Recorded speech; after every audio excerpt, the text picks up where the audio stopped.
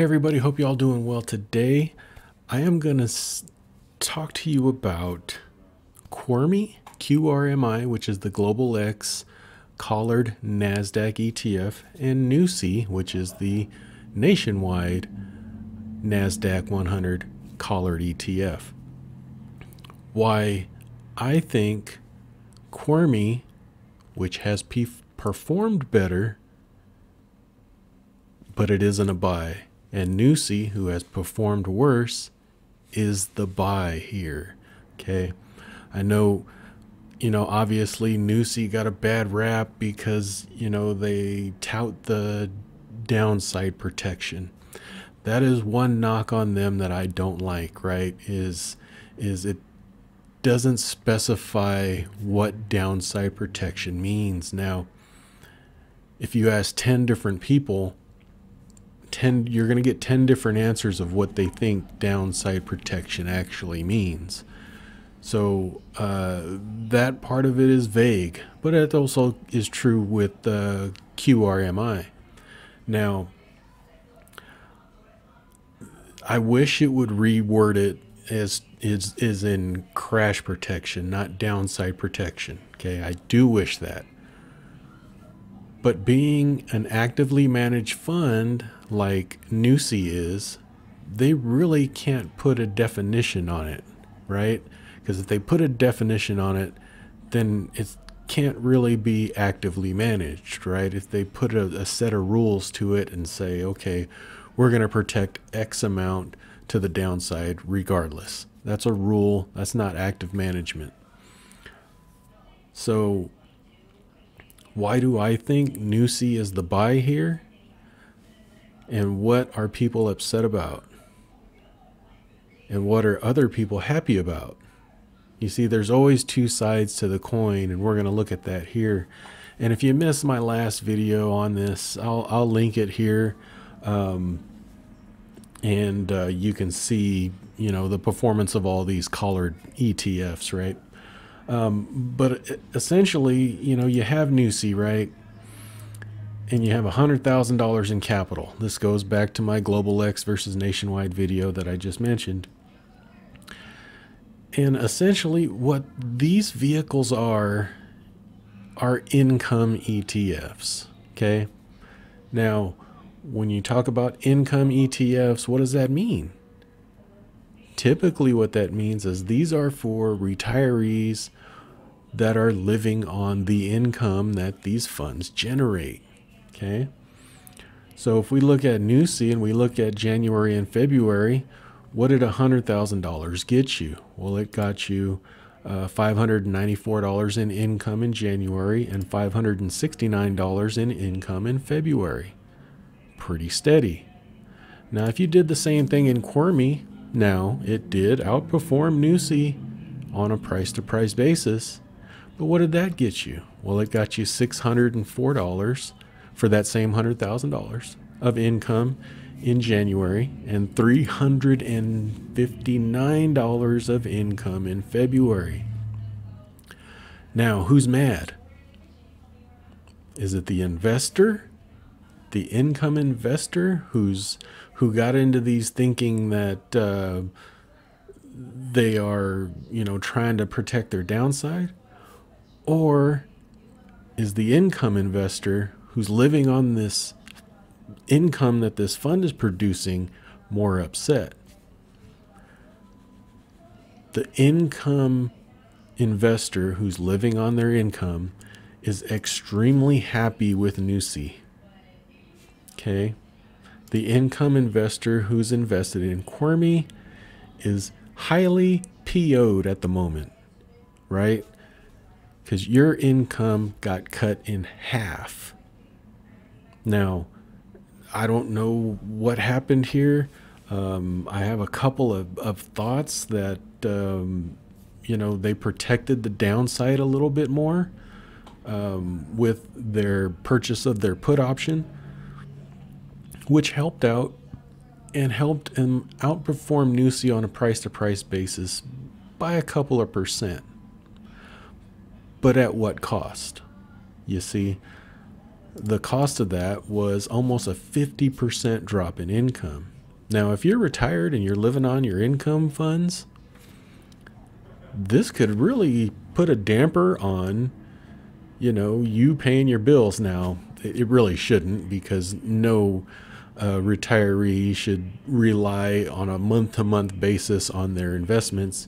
They should have some sort of cushion, right? But either way, NUSI has been very consistent. Now we can look at this and look at the history, and this is where I don't like Global X, at least in this fund, right? And I mentioned it when I first reviewed QRMI, and we'll see it right here. Now I just threw together these numbers. I copied and pasted so the format looks ugly. But if we look at NUSI, right? Yes, the price of the investment went up and down. But over here is the income yield, right? 8%, 7.8, 7.75, 7.8, 7.8. You can go all the way back to 2019 and see a fairly steady amount of income. 16 cents, 15, 16, 17, 18, 18, 18, 18, 17, 16. Very, very consistent income. Now, that being said, QRMI is very young, but if you look at it, and I mentioned this back when I first reviewed it, that there is no way that QRMI could possibly continue to, because they came out of the gate and started paying 12% yield, 12% yield, 12% yield. The first 3 months, right? This one was a partial month, so ignore that one. But if you thought about it, how could it possibly be that QRMI, who was running almost the exact same strategy, it's actually on a different index, but I mean, it's the same index. It's just QRMI runs on a reduced value index because they don't have that much money in assets under management. But there's no way that QRMI could have generated this income doing the same strategy that NUSI did. Or you can look at it another way. There's no way that QRMI could have produced the exact same yield as QYLD while buying a put for protection down below. I think, in my mind, these were teaser rates, teaser income, just to get people excited. And then January came along and we got 14 cents. I think this is more like it for QRMI. Why it got down to 8 cents is very, very surprising to me. That it got half the income that NUSI did. Now, here's the thing. Why should you be excited for NUSI? Well, what do we do with any of our other income funds, right? Or income stocks, right? If you have a drop, what does that mean? That's a buying opportunity. That's a time to increase your yield on cost. So in other words, would you rather pay $23 for an 8% yield, or would you rather pay $21 for a 4% yield? I mean, it's would you rather pay $10 for $1 of income, or would you rather pay $15 for that same dollar of income? Right? So, in my opinion, NUSI is a buy here. I'm not buying it. Okay. But for an income investor, this is what you want to see: consistency in the income that it produces. Okay. And then in these dips that happen, these are kind of like gifts, right? You're getting a starting yield of 8%. You're getting crash protection. That's one thing that I have a big problem with on all of these funds. I wish they would somewhat specify it, right? Because we haven't had a crash. Those of you that think we've had a crash this year, we haven't. It's been a slow, steady decline, and that's not how these funds, how put options work as far as crash protection is concerned. The only time we had a crash recently, March 2020, and you can look at NUSI's performance in March of 2020, and you can see it actually in action at that time. But we really haven't had that this year, even though the NASDAQ is down 20%, or it's not anymore, but it was down 20% for the year. But it was spread out, so that doesn't really help it. This is crash protection. That's what I want people to understand. So income investors are happy with NUSI. Okay. Income investors are unhappy with QRMI. Where do you land on this, right? Income investing is different, right? It's hard to kind of wrap your head around what an income investor means, because you know, we're always thinking about, or traditionally you think about total return. So as an income investor, you want steady income, right?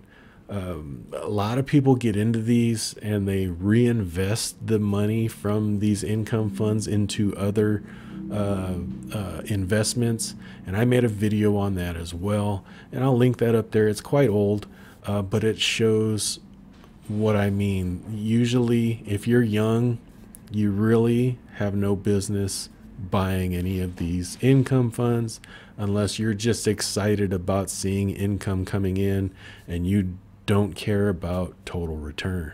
Okay. Check out that video, because it's called Income Growth or Both, right? And you'll see, you know, over time, these income funds will, you know, they're designed to basically seriously underperform on a total return basis in exchange for consistent income each and every month. So I hope you like this. It was just a simple video I wanted to put out there because NUSI has been getting a bad rap, and I think it's a little bit unwarranted. But I do understand, obviously, why people are upset. But you got to put it into perspective, right? Who does NUSI upset, right? If they would have did something with the put to help it buoy the price drop, and it would have cost them income like it did over here for QRMI, they would upset their income investors, who is really the typical investor of these funds. So hope you guys enjoyed. Give me your thoughts down below. Love to hear them. Like, share, subscribe, do all that good stuff. We'll talk to you later. Thanks. Bye-bye. I am not a financial advisor. The information contained in this video is for entertainment and informational purposes only. It is not intended to be investment advice. Please seek a licensed professional for any investment, tax, or legal advice. Thank you.